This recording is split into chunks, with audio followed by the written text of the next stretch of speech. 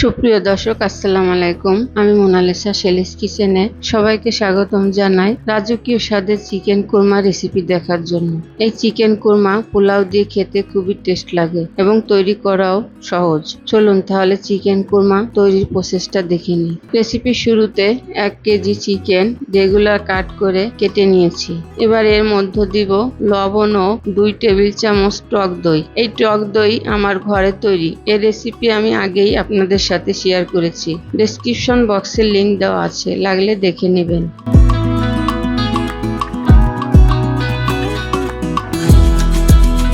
ভালোভাবে ম্যারিনেট করে 30 মিনিট রেস্টে রেখে দিব।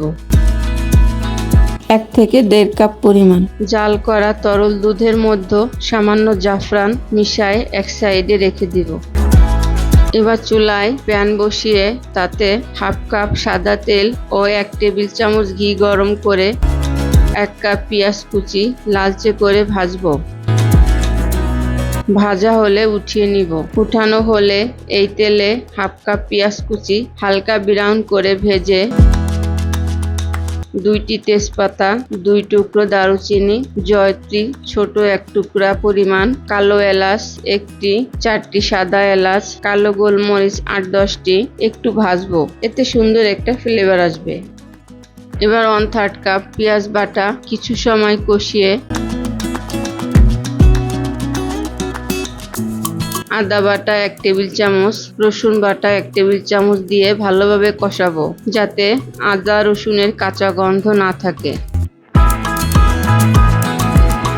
আদা রসুন কষানো হলে 1 চামচ ধনে গুঁড়া, 1 চামচ মরিচ গুঁড়া মিশিয়ে 1 টেবিল চামচ টক দই ও 1 টেবিল চামচ কাজু বাদাম বাটা দিয়ে কষাবো। মশলা থেকে তেল ছেড়ে দেওয়ার পরও বেশ কিছু সময় কষাবো। চুলার আঁচ মিডিয়াম টু লো এর মাঝামাঝি থাকবে।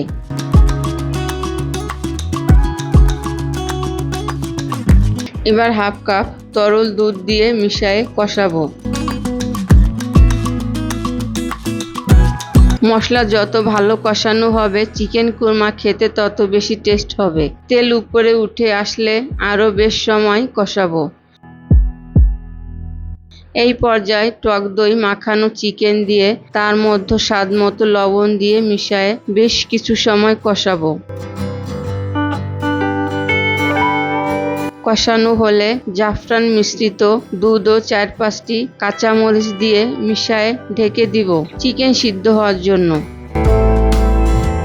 ফিরে আসছি 15-20 মিনিট পর। 15-20 মিনিটের মধ্যে আমি ঢাকনা খুলে 2-3 বার নেড়ে দিয়েছি।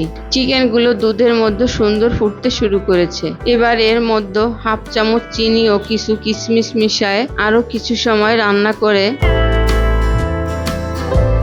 কেওড়া জল 1 চামচ, ঘি 1 টেবিল চামচ ও বেরেস্তা ছড়িয়ে এই পর্যায়ে একটু পাতলা থাকতে চুলা বন্ধ করে দিব। ঠান্ডা হওয়ার পর আরও একটু ঘন হবে। আশা করি আমার আজকের এই রেসিপিটা আপনাদের ভালো লেগেছে। ভালো লাগলে লাইক ও শেয়ার করে দিবেন আর অবশ্যই ট্রাই করবেন। আগামীতে দেখা হবে নতুন কোনো রেসিপি নিয়ে। সবাই অনেক ভালো থাকবেন, সুস্থ থাকবেন। আল্লাহ হাফেজ।